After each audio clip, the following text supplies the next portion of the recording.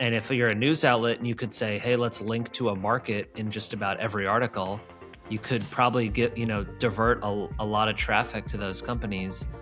To hear even someone in FanDuel say that's ethically dubious, or another executive at a different company said like shit's gonna hit the fan if that becomes ubiquitous. There's a lot of stuff like that in the book. We're just hearing these operators like confess that that's exactly how this works. I found very interesting.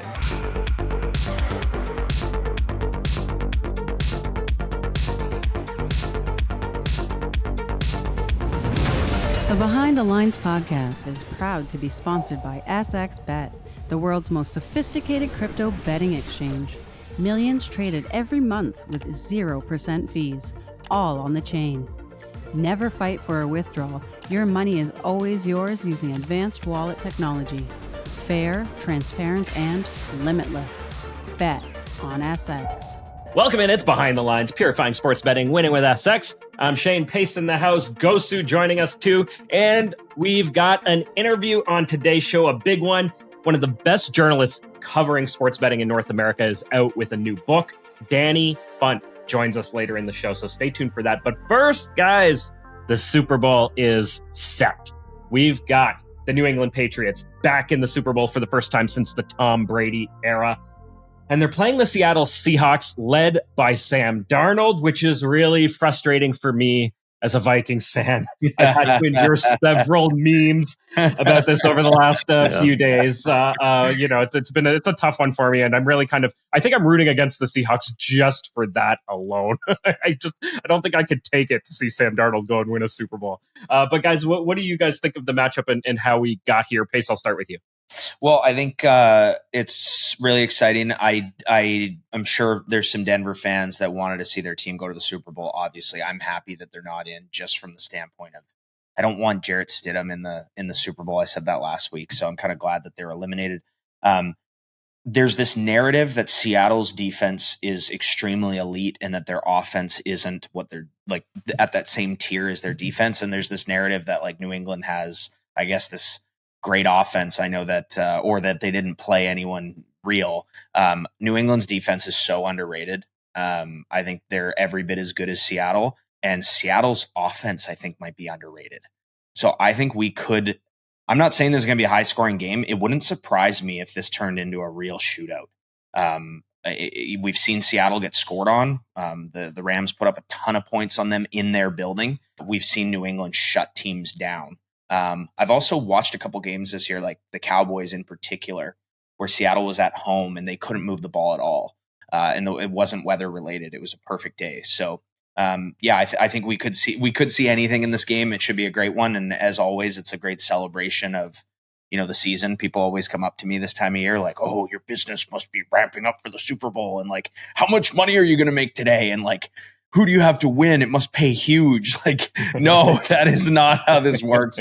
It's one game. There's going to be some drinks in the room flowing and friends around. And, the season is largely done. It's just all our long shots are dead. They're dead and they DOA. John, they always are. For me, at least. Nah, Pacers. You had a Pacers ticket last year. Yeah. That's true. Yeah. John, you were at ticket. Weren't you at that ugly game? Oh yeah, in the snow. What was that like? Yeah, that was awesome, man. That was such a cool experience. As someone like coming from the South, where when every football game is typically played in weather, like in almost all the football games in the South are outdoors, but they're the chance that you get snow in those games is so low because typically the seasons don't go late enough into the year. So I'd never been in a game where it was snowing. So that was awesome. That was really cool. I know it's not for everybody. I know the league is moving toward, more and more teams going indoors, trying to eliminate a lot of these games, because I know from a viewing experience for most people, it's not pleasant to watch. But I really hope that we find a way to preserve those games going forward, because I think it's just such a rich part of the history of football in this country. I agree. I mean, no one wants 10-7, I guess, but I'm sitting there going like, this is like a cool part of the game.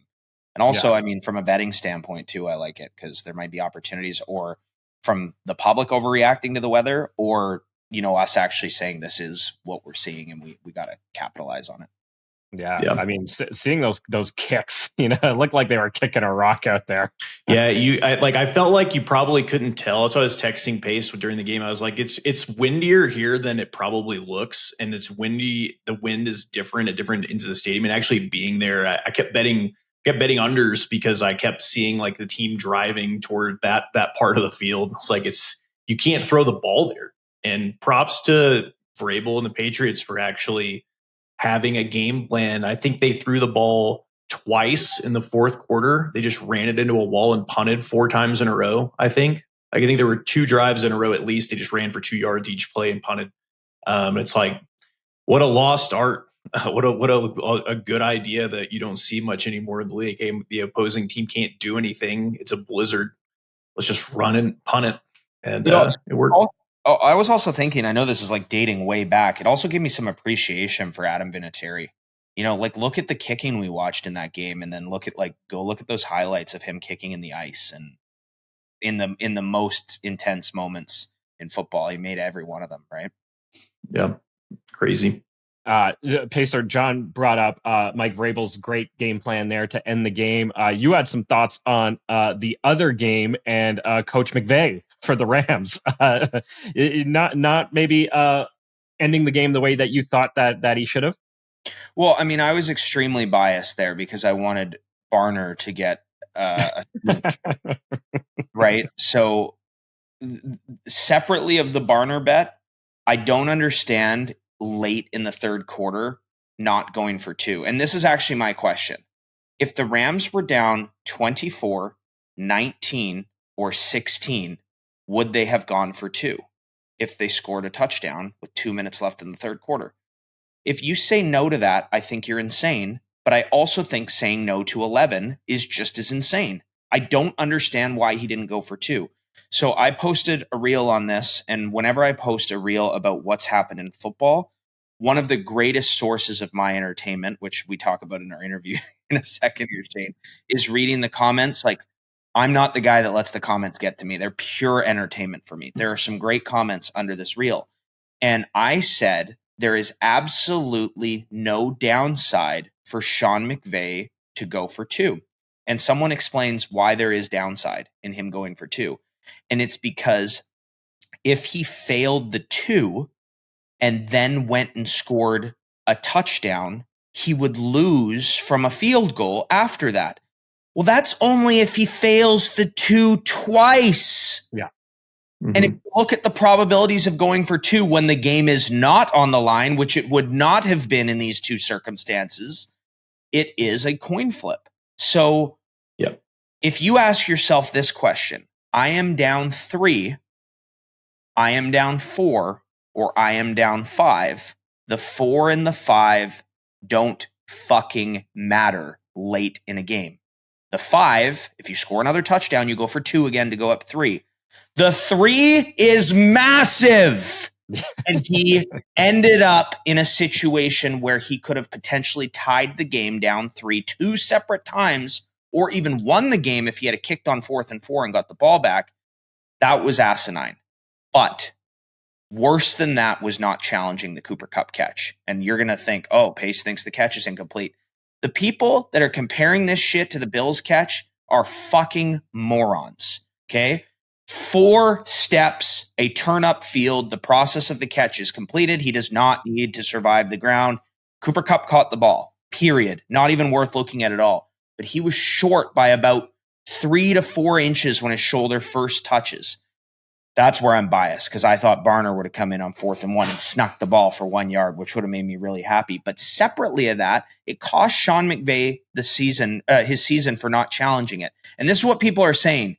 They're saying that he couldn't challenge. He wasn't allowed to. But this is the actual situation. He used a timeout immediately at the end of that play. Then he asked the refs, he said, I actually want to challenge. And they said, you can, but it'll cost you another timeout. And he said, screw it. Both of those situations are horrendous because he should have known that he had a close play right off the bat that could have even been auto-reviewed potentially by the NFL and moved back. If that challenge, guess what? He's taking it into next season, the one he saved. Exactly. It's going into next year. He ain't getting a bonus for it.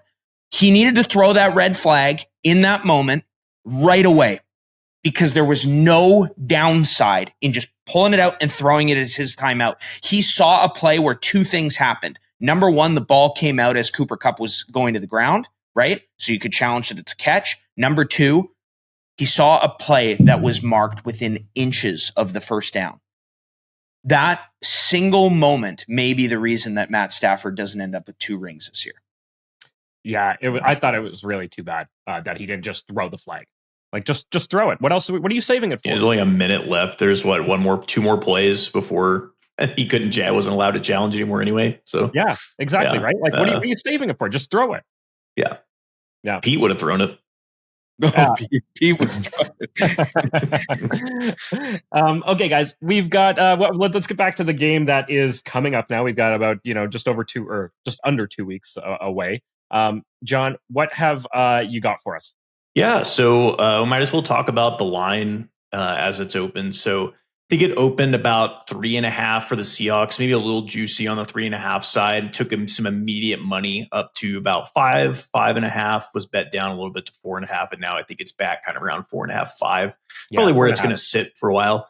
Yeah, and then the total I believe was head faked, so the total opened at about 45.5 and was immediately bet up to 46.5. There were a couple 47s and then got smacked back down.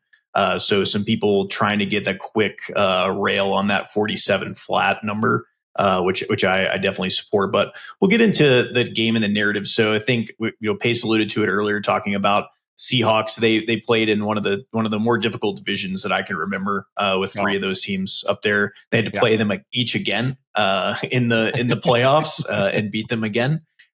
Which is really interesting. I actually don't know if that's happened before or not. I have to look that up. But hard to do. Right? Yeah, very, very hard to do.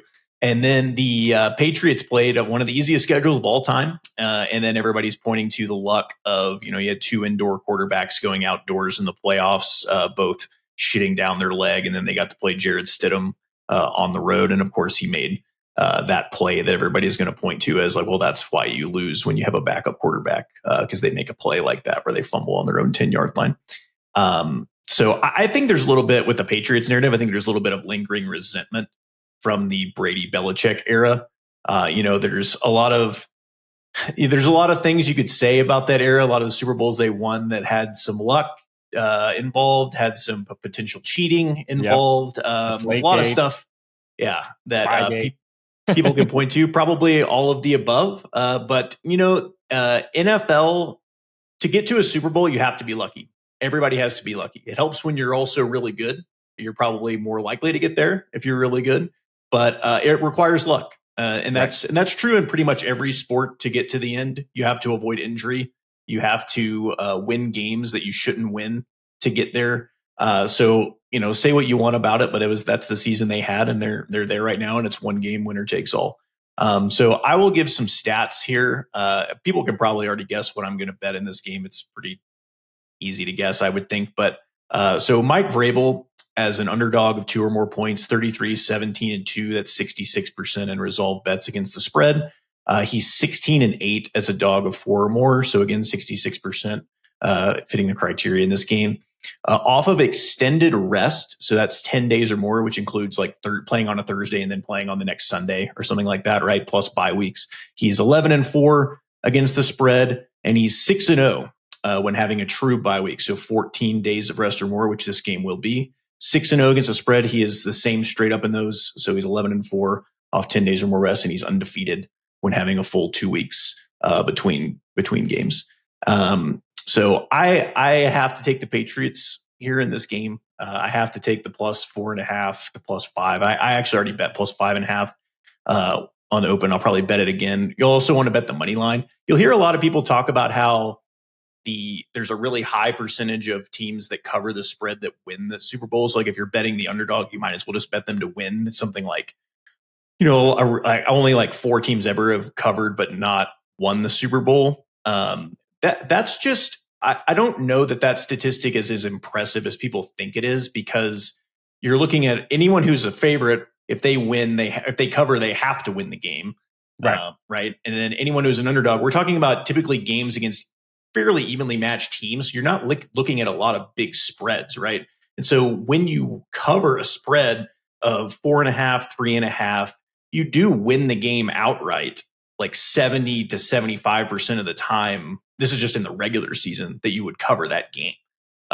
So it's not like it's, just some crazy statistic that it's like 25 out of 30 times an underdog has won the Super Bowl. I don't know exactly what it is, but it's not like that wild. People are going to throw out that stat like it's mind blowing, but it's really not. It's actually just probably a slight variance from the norm in that regard. But you always want to bet the underdog on the money line when you're betting a plus 5.5. And then I do like the under as well. I'm just not in a rush to bet it, because who's in a rush to go bet the under on the last football game of the year? I don't see this line really coming down that much. Right. So I'd rather wait and hope that the public money gets involved and that 47 comes back as in the days leading up. 46 is kind of a dead. If there's a dead number in the 40s in the NFL, it's 46. So I'd rather take 45.5 at plus money on the under or something than 46 or 46.5, or just wait for a 47. Okay. All right. So we're waiting on the total, but you're all in on the Patriots, the plus, the money line. I love that, John. I think that the public is probably going to be on the Seahawks, especially after seeing how that offense performed, through the playoffs. But that offensive performance, they're great, excellent offense, 100%. But they didn't face any really strong defenses, right? I don't think they played anybody that you'd be like, wow, that was a great defense. Where the Patriots kind of did, and they've also shown that they've got a great defense. Yeah, and also the Patriots have played, I believe they're the first team ever to play 3 of the top 5 defenses in the league in the same playoffs, and they beat all of them. I mean, granted, they won with defense in these games, but to me that just speaks to coaching, and it speaks to the ability to adapt a game plan and adapt your team to the situation and the opponent that's in front of you. Vrabel he came in with a game plan. I think the Patriots threw the ball 10 plus yards down the field only 3 times, and even in the first half of the Broncos game, which was, the weather wasn't bad yet. And then they only threw 10 plus times twice in the entire second half. And they were down most of the first half. So that's just a commitment to letting the other team beat themselves. And, that's just high quality coaching. And that's part of football.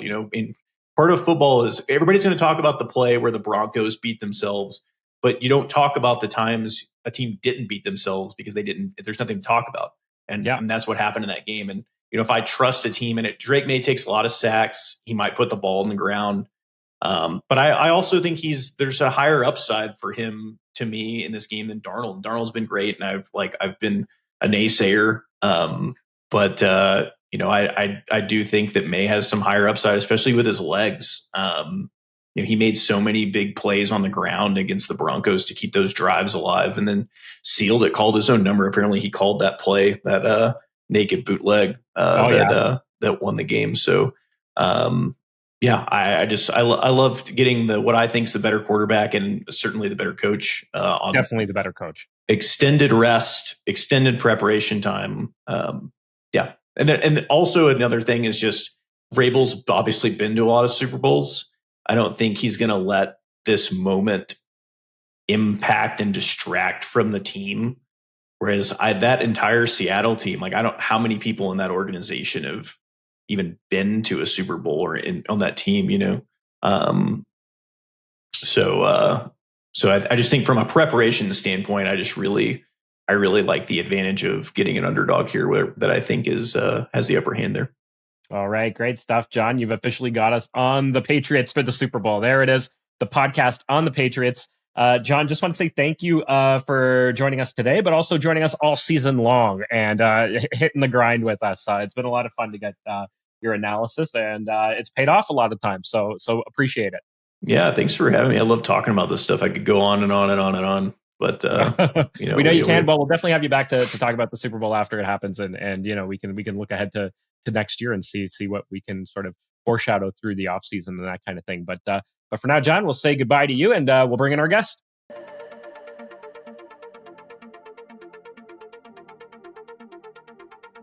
All right, very excited to welcome Danny Funt to the show, investigative journalist and author of a new book called Everybody Loses: The Tumultuous Rise of American sports gambling. Danny, welcome to the show. Thanks so much. Very early when I started covering this, Andrew had me on, and I was a lot greener and more naive back then. So it's cool to kind of come full circle and get to talk to you about this book I've been working on. We're really excited to have you talk about it with us. I had a chance to read it. Thanks for sharing it with me. And I was able to go through it in preparation for this show. And I got to say, like, an excellent accounting and reporting of where sports betting was even like over 100 years ago, how it developed to where we got to today, and a little bit of a look ahead at where it might be going. So well done, really well written. I was saying to Pacer there before you came on, Danny, that it's a lot of what you share in the book. Pace and I have covered here on the show over the course of the years that we've been doing this podcast, and so much of it is like, yep, this rings true, that rings true, and the people, the names, from guys like Spanky to Harry Crane, Nigel Eccles, people we've had on the show, and even you bearding for Isaac Rose Berman. Really sort of a funny kind of story in there, and getting cooked on a losing FanDuel account. I mean, right?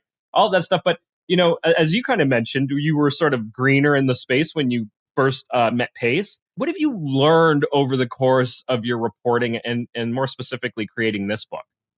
Man, a lot. I would say the number one thing that I felt I wasn't able to tackle just writing for the Washington Post and occasionally for the New Yorker even was getting inside the industry. And maybe if I were a better reporter, I could have, penetrated that when I was writing for newspapers. But I just felt like that was mysterious to me. Like, these companies generally don't give interviews, at least not promotional interviews.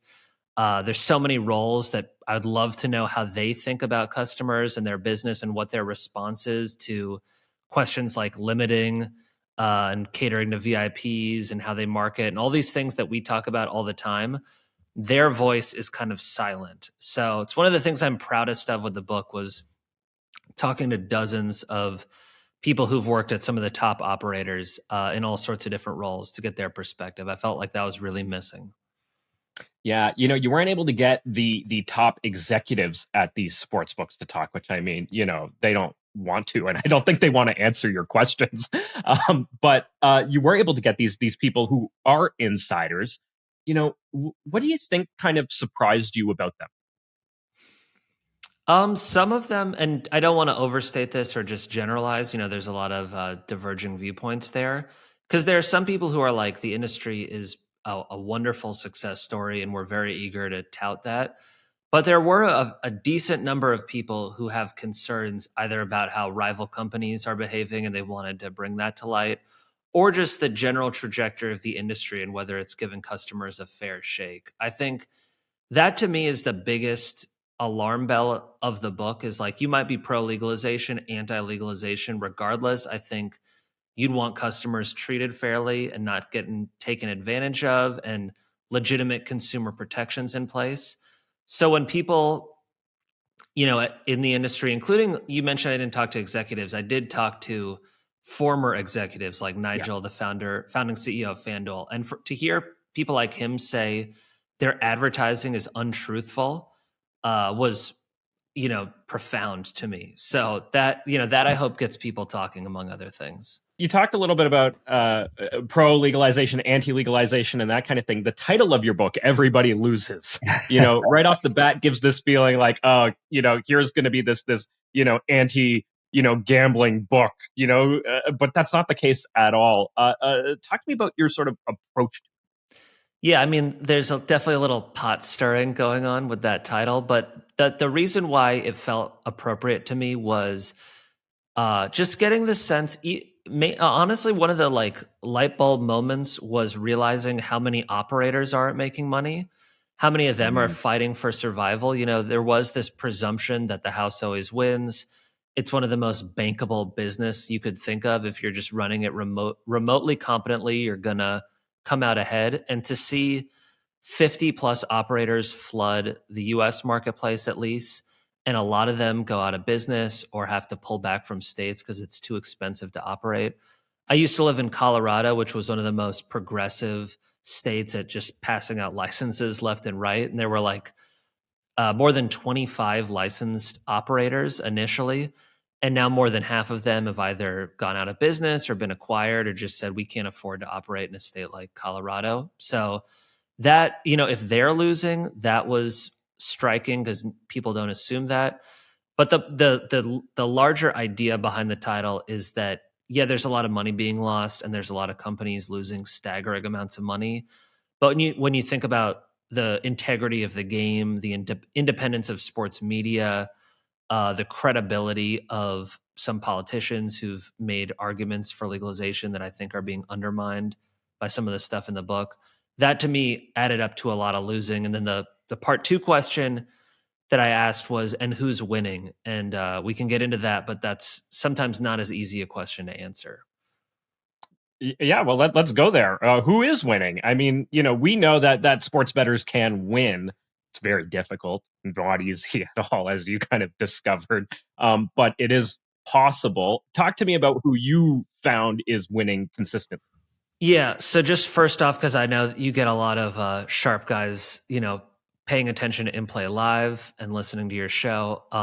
I don't want, some of them have been like, whoa, people make a living betting on sports. Let's not get that twisted. And I spoke with a lot of professional bettors and was glad to highlight famous ones like Spanky and ones a lot of people haven't heard of and how they get down, what the legwork that it takes to have, beards and all that. Like, obviously winning is just a starting point to actually earn a living from sports betting or knowing how to win. So that was important. But even for them, like the amount of time that it takes, to work through all, jump through all these hoops to get down what they need to because of how aggressively they're limited, particularly by online operators and even more particularly some European backed companies that are just very, very aggressive with limiting.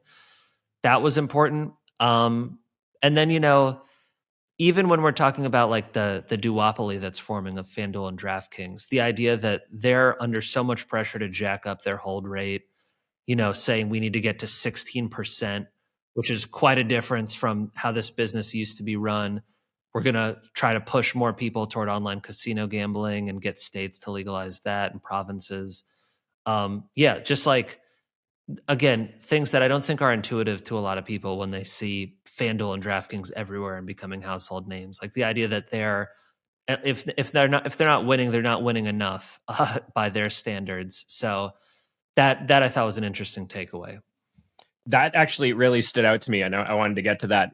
That was something that was sort of like news to me when I read it. That FanDuel, saying they want to move from a 12% hold to a 16% hold. That's what they want to get to. When you think it's like past books, 5% hold was good enough, and that's sort of what was, okay, this will make a profit with a 5%. And here you got FanDuel at 12 wanting to go to 16.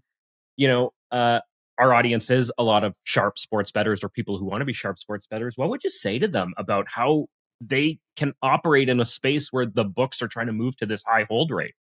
I don't know, because one of their explanations of how they're going to achieve that is, we'll put out sharper odds. That in reality is probably very low down the list of how they plan to get to 16%. It's booting more people, pushing high hold bets like same game parlays even more than they are now. And so much of their promotional spend is, here's a boost on a same game parlay. And of course, the people who win at same game parlays are not the ones who get those boosts or get to keep betting those very long. And it's also, saying sports alone isn't good enough.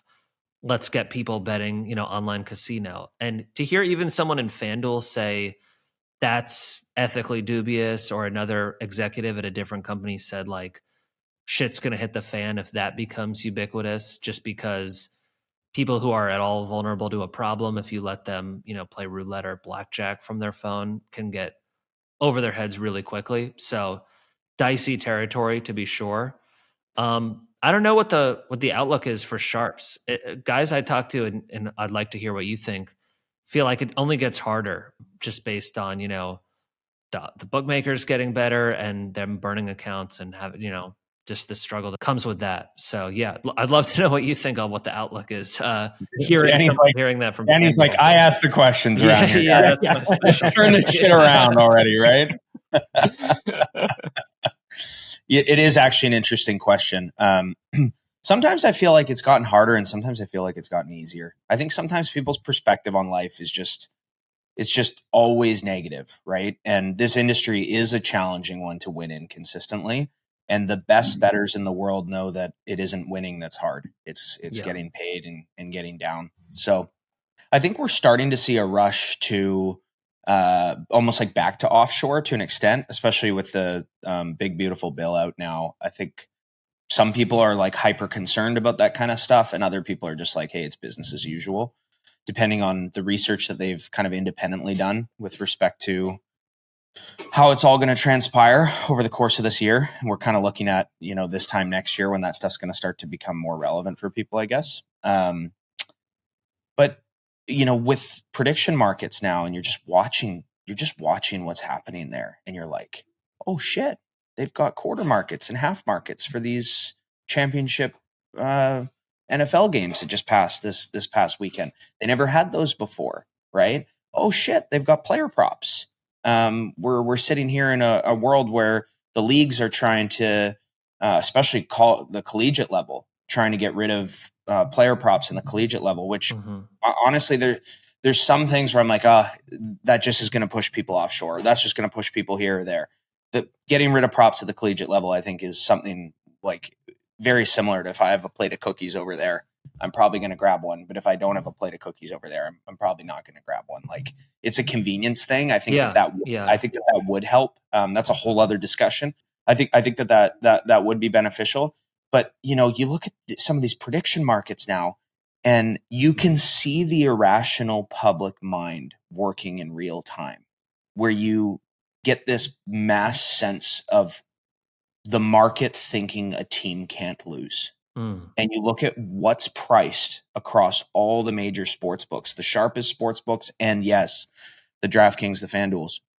And you look at the line on the prediction markets, you go, holy smokes. There's a little gravy still kicking around out there. So I think that movement is really giving people a lot of hope that do win in the industry. And then as we see, again, the DraftKings and FanDuels convert to that model to a portion of their business, that's just going to continue for, I think, sharp guys to be able to continue to win.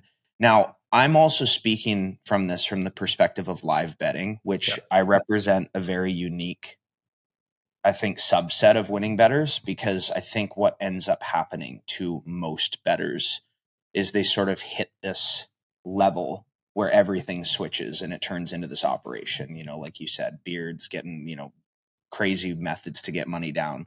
I just look at it from the standpoint of, hey, look at this live line. Look at this live line here and look at it over here. There is hope. And the winning journey as a bettor, you start out with a small bankroll and you can exploit some of these little markets that these sports books have. And you might be betting $10 to $100 on a bet, and your ROI might actually be super high. And as things transition away from that, your ROI tends to go down, but your bet sizes tend to go up. And the prediction markets fit right in line with helping people take that next step. So. Can I just ask, not to keep going, Danny. Keep going. But when you were talking about how you can see sort of conventional wisdom in prediction markets and how there's some naivete that you could pick off if you were smart. So with sports betting, my understanding is typically recreational money doesn't move the odds unless we're talking about the Superbowl and something where you're just getting so much volume, they've got to account for that. Are you seeing on prediction markets that you do seem to have recreational activity that does create inefficiencies? We actually have a really good example of a game that we followed. The Jazz were 13-point underdogs, and they were heading into the fourth quarter. I think they were down somewhere around the range of 10-ish or so points. And the Jazz really turned the heat up in the fourth quarter. They went on to win the game. The Jazz did 127 to 122 against the Timberwolves, again, as 13-point underdogs. But they won the fourth quarter 43 to 26. And we followed this game really closely. And probably with about 6 minutes left, as the Jazz were closing in but still losing, a lot of the major sports books, offshores, Pinnacle, Bodog, DraftKings, FanDuel probably would have been closer to about plus 700, 8.0 for their money line. Some of the sharper books were giving better prices to bettors, so closer to about 10.0. Polymarket had it at 26. And that to me is a precise, and Shane, you might be laughing thinking to yourself, like, that's crazy. Like, that's a really soft line, but it's a representation of the public in these moments. Yeah. The Timberwolves are not losing. They are not losing to the Jazz. Yeah. And I fall victim to it too. I'll be like, oh, it's the Wolves. Like, they're not going to lose to the Jazz. The Jazz are trying to lose, right? The Jazz are a feisty team, by the way. Just putting that out there. Yeah, they have been feisty. I'm seeing their win count, and I'm like, geez, they're playing some inspired hoops right now. They are. Well, the Ace Bailey, right? They got the rookie going. Future's bright. But anyways, there's a turning point in some of these games, and I think coaches understand that, and players understand that to an extent, where they go, this one is not for us. Like, we're not winning this game. And a game like this where they go, guys, we can do this. We're right there. And they put every ounce of fight in them. They're at home in this game. Anyways, the Jazz went on to win, and that 26.0 side of that wager cashed. And there's a method of thinking that a lot of bettors have. And I think there's ties to the crypto market as well. So you take someone who's like a bit of a trader, and you're used to picking up these 1%, right? And the risk on the other side of that 1% tends to be low. Like, oh shit, I'm in 3%'s my stop loss. I'm out of here, right? Sports are so much finite. The game's going to end soon, right? You can't just trade out of the game when it's over. And I've seen it in bettors that have come in and out of In Play Live, where they think to themselves, free 1%, free 5%, free 10%. And that is literally the words that come out of their mouth. And the other thing too is you get that easy dopamine hit, because you do win a lot more than you lose when you're picking off 1 to 5% wins, right? And then of course the 20 to 1, the 100 to 1 strikes, or if you factor in the VIG, it might not be 20 to 1 or 100 to 1. It might be 15 to 1. Those strike, they might strike back to back, and you just absolutely hose yourself. And I think there's a lot of people on Kalshi and Polymarket that are picking off some of these 1-2% type bets. We're seeing it in hockey too. There might be like 20 seconds left, and they just think the game's over and nothing can change. And meanwhile, like those final 30 seconds in a hockey game with the net empty is like, it's a free for all, right? There's players flying at the net. They're trying to get one last desperate shot off. And like, we have all the data on this stuff, and we know the odds of goals being scored pretty much in any of those final minutes, like with 3 minutes left, with 2 minutes left, with 1 minute left. And you watch the market move there, where no other sports books are offering lines, right? Like all the DraftKings, FanDuels, et cetera, they've closed everything down at this point. As soon as that goalie came out, they closed. Yeah. Or even prior, Shane, maybe at the 4 minute mark, maybe at the 5 minute mark, separately of an empty net pull. And there's a reason why they closed down all their markets. And it's because guys like us have absolutely crushed them based on the lines that they offer. And now all of a sudden you look at some of these sports books and you go, or these prediction markets, and you go, they're offering lines again. So it's like the inverse of public emotion, where they think something ought to happen. And the fact that a sports book's line might offer, say, minus 10,000. And then on the other side of the minus 10,000, they might only offer plus 900. Right. And there's this massive VIG, whereas with Polymarket, it's actually the inverse, or the opposite of the minus 10,000 being offered. And you go, holy smokes, these lines are crazy. Yeah. One thing I wanted to share that hearing you say that made me think of, there's certain things in the book that, particularly for, a smarter audience like yours, sometimes it's just interesting, even if you sort of intuit that this is probably how these operators think, to hear them say that, bluntly is still, surprising. So I was talking to an executive at Simplebet, which was the micro betting provider that DraftKings acquired. Okay. I interviewed him just weeks before that deal went down, and he now works at DraftKings.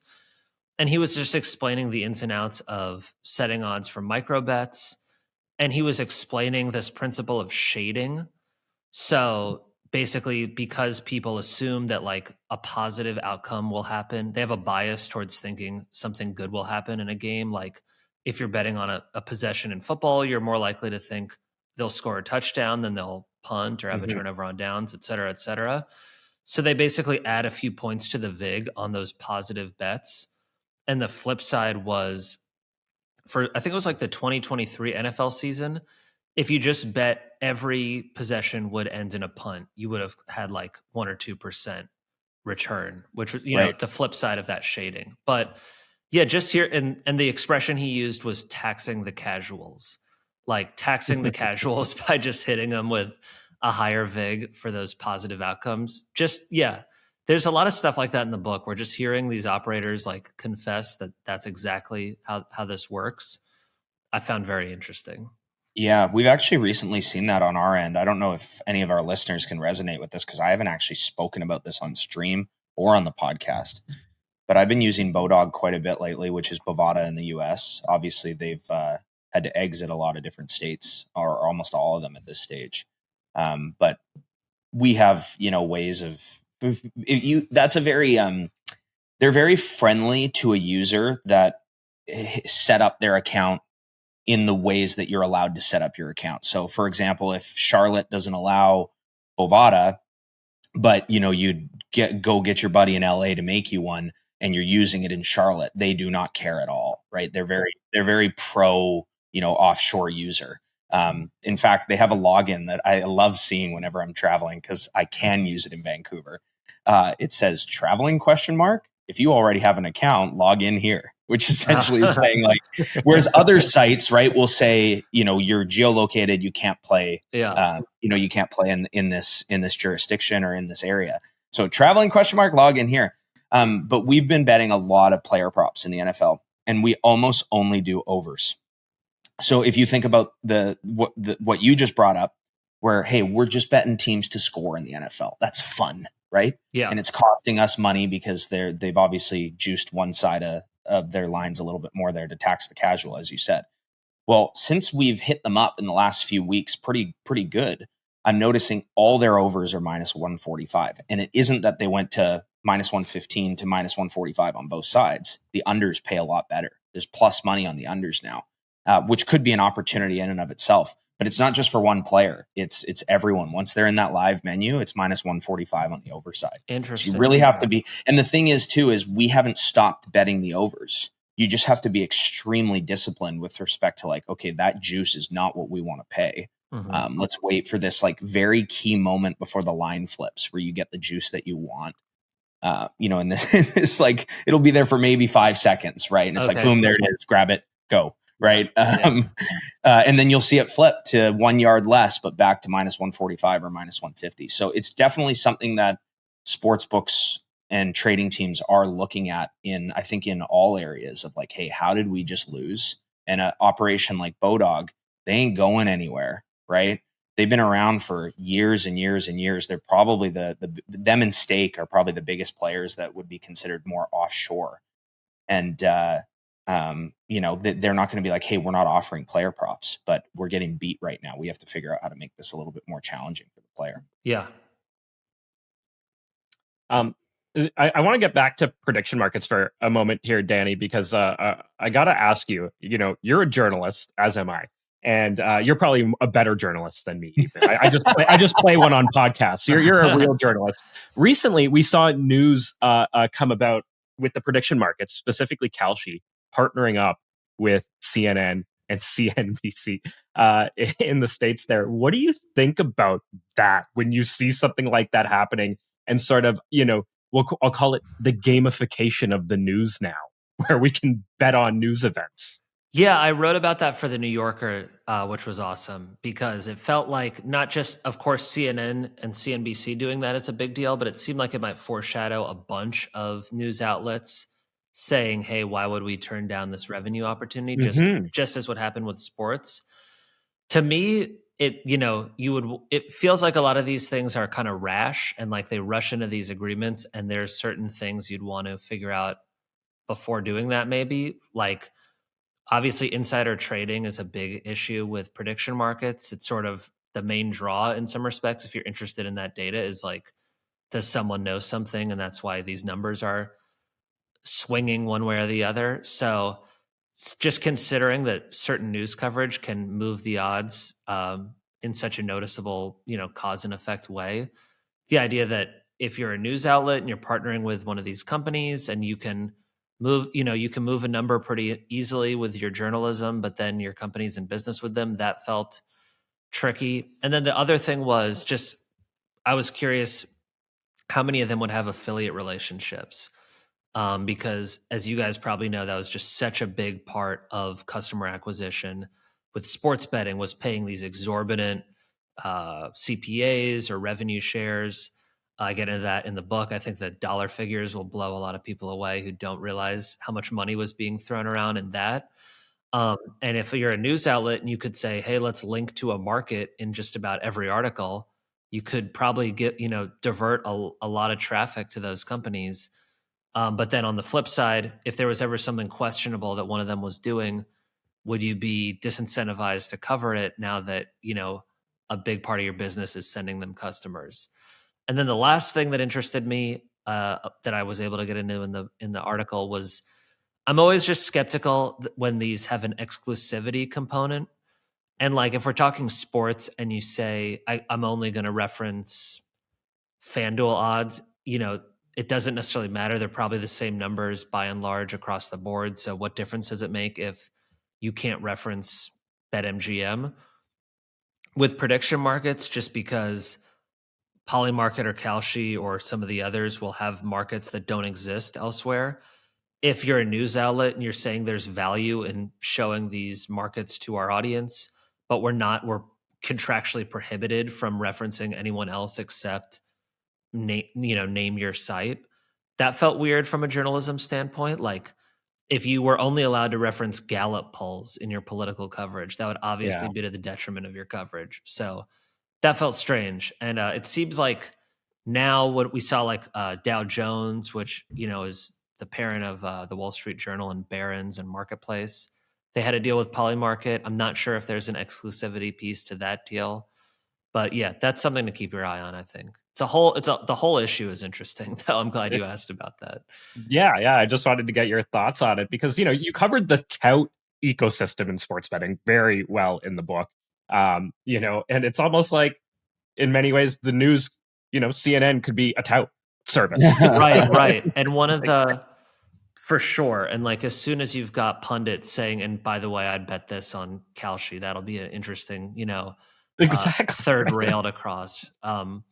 I would, in the book, I like touts are as old as betting, I guess, but there's just some ludicrous stories. And one of them was a guy who had a pick selling service, and he also admitted that he had these rev share deals with the operators. So he's saying, pay me to give you winning picks. Meanwhile, he's getting a cut of your losses. Feels like a very obvious conflict of interest. Yep. The same thing would be true, as we were just discussing, if there's a rev share component or just any sort of customer acquisition component to these news deals, but then they're also, offering betting advice. It would be a strange spot to put a journalist. I would be shocked if there wasn't. That's the way the industry works, right? Yeah. So speaking of that sort of, like, I would be shocked if there wasn't. The mainstream media obviously has a bit of a, like, just when you say those words now, people are like, oh, mainstream media, like, don't listen to them, right? There's obviously that sort of political sort of air to the media, and then like telling narratives and all that kind of stuff. Since you're in that ecosystem, I want to bring that discussion into sports betting. And it's unrelated to you, but it's another article that I was featured in. I'm curious to get your opinion on this, as much as you can share, at least. So New York Times approached me a couple years ago. They interviewed me, and it was one of these interviews where 30 minutes became 2 hours. Danny, you've spoken to me before. It's like, can this guy shut the hell up already? Yeah. Right. But she was really interested, like really, really interested. So much so that she wanted to learn more about what it is that we did. And she joined us for a week of live streams. And she was on the streams with us. We hadn't heard from her in like, gosh, it had been like 12, 16 months, something like that, like a really long time. And she reached out and she's like, hey guys, I'm just finishing the article. I want to send a photographer over to your place to do some photos and all that kind of stuff. So a photographer comes over, and we know nothing about what she's written, like absolutely nothing. And she comes over, takes, beautiful photos, and she's like, oh, I need this, I need that, lists all these different things. She's taking photos of like different things around my apartment and like different logos and obviously my setup and things like that. And she goes, I need this because they're doing this feature on you, they're doing that feature on you. I'm like, holy smokes, like what is this article, right? Yeah. And she's like, it's incredible. You're the only person they feature. The story they tell of you is unbelievable. Goes on from there. And I'm thinking like, holy smokes, this is really cool. Like, I can't believe that they're doing this. Article comes out.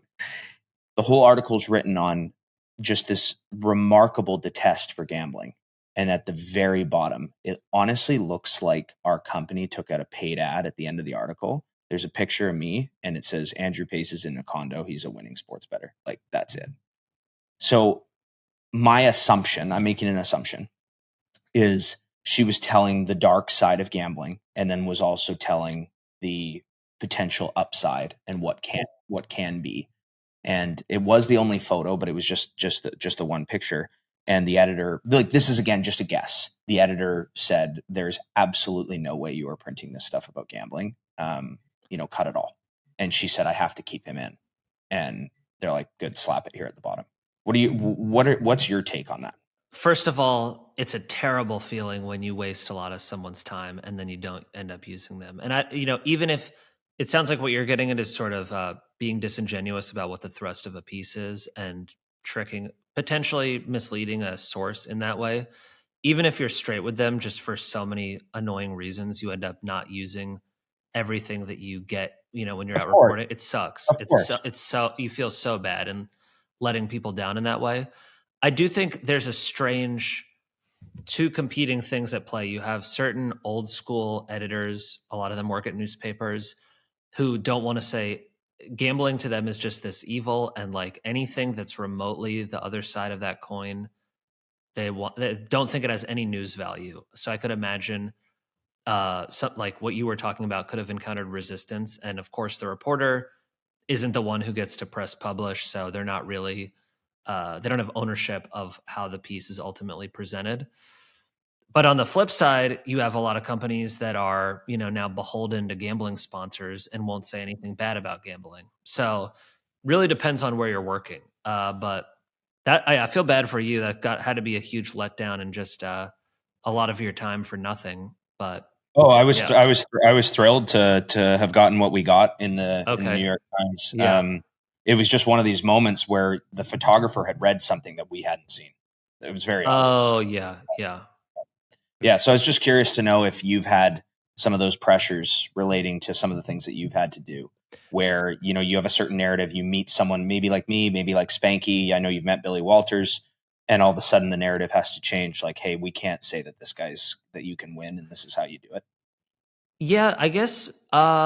I did that piece that was like profiles of guys' amazing offices. So naturally, I had Pace in there. I was like, I cover this industry with a skeptical eye, but this is also just an amazing side of it. And like, why wouldn't people be interested in dudes with a wall of monitors and spending tens of thousands of dollars on their setups?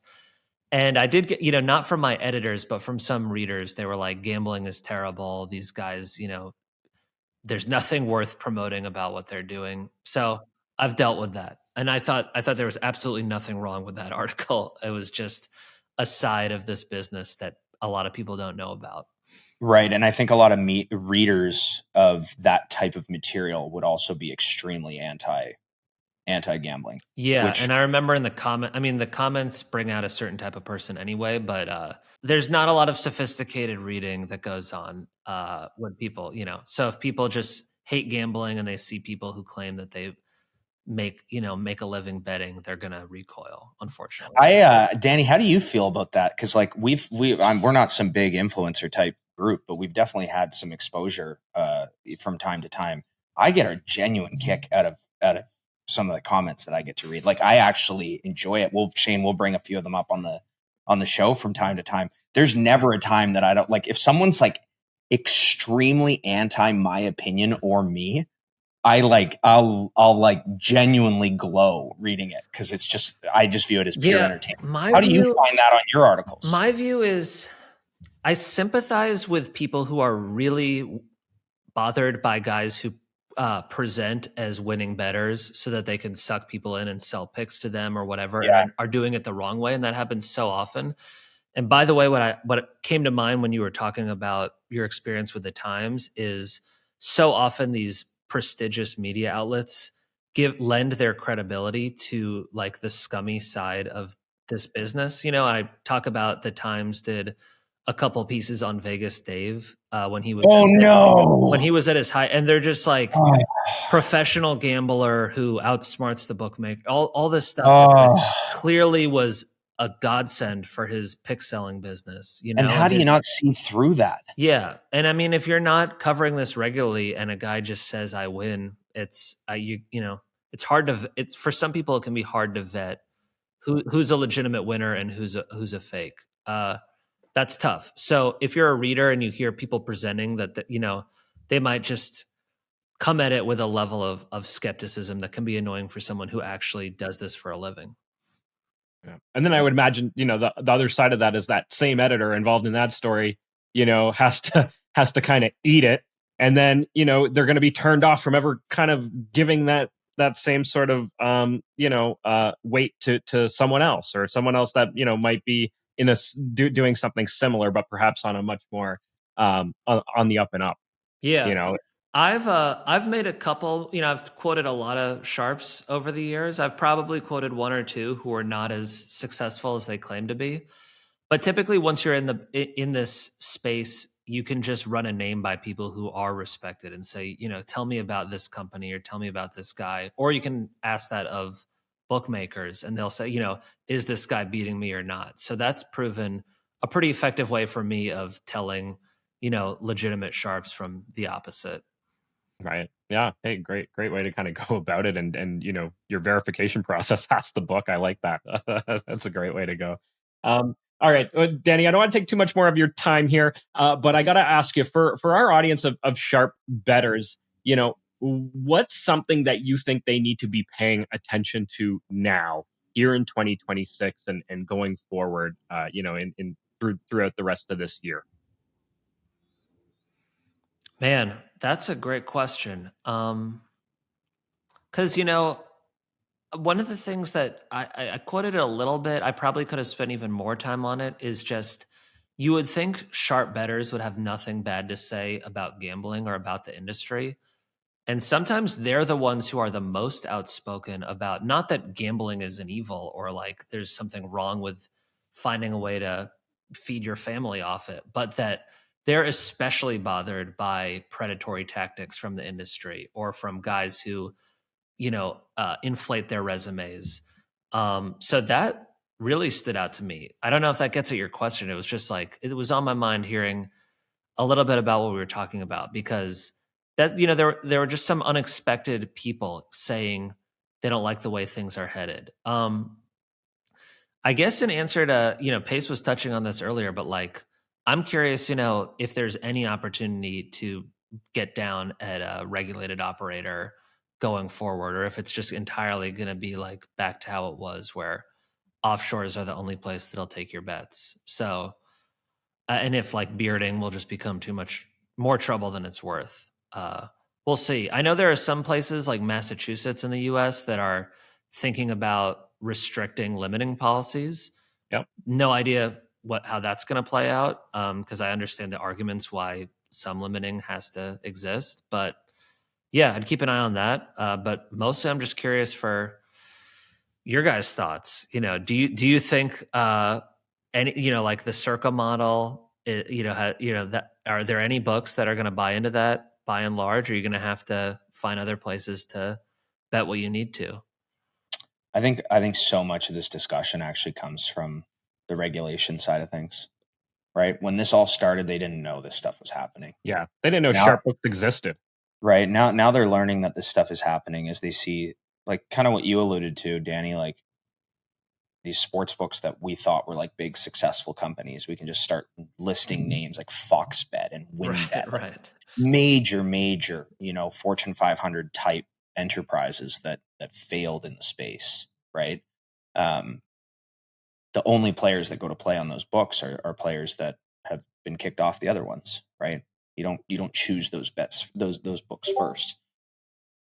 So yeah, as we see the market normalize, and obviously the regulators more and more aware, how much action are they going to take? The Massachusetts thing is it's inspiring, because when you start talking about media outlets being involved with the success of the sports books themselves or in bed with them, the government obviously is benefiting tremendously. And that's why, the tax revenue that now comes in, they don't just think like, oh, let's just go back to the way it was and just get rid of it all. That isn't how it works, Yeah. right? They want they want that money, they want those funds. So the regulators, to an extent, have to work with them in a productive way that keeps them profitable. So the fact that Massachusetts is actually, looking at making some real changes is extremely positive. Yeah. So I mean, here we are. This is where we are. So we know a few things. Sports betting isn't going anywhere. For sure. Hey, by the way, one other thing, when you're talking about all the failed operators, I mentioned just getting to talk to people who hold different jobs in these companies was probably my favorite piece of writing the book, and hearing, what their work experience is actually like. So I talked to a number of traders, and I remember specifically at PointsBet, which was acquired by Fanatics in the US, spent a lot of money, didn't get very far. There's this idea when you hear it in favor of taking sharp action is like, learn from sharp action, sharpen your lines. It'll make more for you than getting beat by the sharps if you're, have better numbers to take on the recreational players. And he's just like, these companies are skimping on their trading departments so much. We can't learn from sharp action. Like, we're so overworked and so understaffed. If you've got like one or two people who are trading like all the 15 NBA games in a night, they're just like scrambling to get through the night. Like, they can't say, oh, well, let's study what pace bet.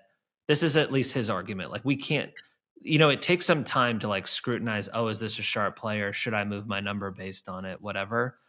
And they're just like, there's not the investment in our work and in that side of things to even consider doing that. So maybe that, I'll be pretty clearly, that was short-sighted in PointsBet's case, and like having the reputation as like an aggressive limiting book probably hurt them a lot. But I thought that was an interesting other side of that coin. That it's good insight for sure. Mm-hmm. Yeah. Danny, what's next for you? What's the next big scoop? Can you share anything with us? What are you reporting on next? Oh man, that's like the last thing I'd tell you. I'll say I've been interested. This is just a little tease, but there are some like lawsuits, at least in the U.S., going after misleading marketing and other companies that seem to have exploited customers. And part of it is seeing, is there any actual possibility that customers will get paid because they were tricked by a deceptive promotion, or by a voided bet that shouldn't have been voided, stuff like that. But also, who are the people bringing those lawsuits, and what's actually their motivation? So something I'm looking into right now.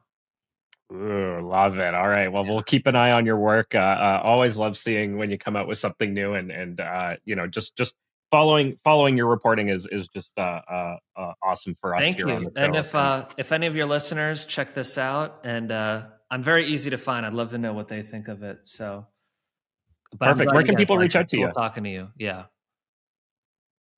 What's up? How can people reach you? You can email me at dannyfunt1@gmail. I'm very easy on LinkedIn and X and Blue Sky and all that to get a hold of. Instagram, DM me. So yeah, I as a reporter, it's a good idea to be reachable. So that's how I go about it. Great stuff, Danny. Thanks so much for coming on the show. Hopefully we can have you back again at some point in the future. All right, Danny was awesome. Big thanks to him for joining the show. And before we close out, I also want to thank the great Gosu, John Wilson, for joining us and hitting the gridiron grind week in, week out for the entire NFL season. If you liked John's analysis and picks, let us know in the comments below. He also bets a lot of basketball and has been crushing the live bets on stream. If you're interested in that, check out In Play Live's stream offerings. Pay for one stream or a couple a week, whatever you want. It's super cheap without any big, long commitments. All right, to Pace, John, Danny, and sports bettors around the world, till next week, keep beating those books. Thanks for tuning in to another episode of Behind the Lines. Remember to like, download, and subscribe. We are on YouTube, Apple, Spotify, and everywhere you get your podcasts. Have a betting story or want to be featured on our podcast? Drop a note in the comments below. And if you want to join In Play Live, use promo code Behind the Lines.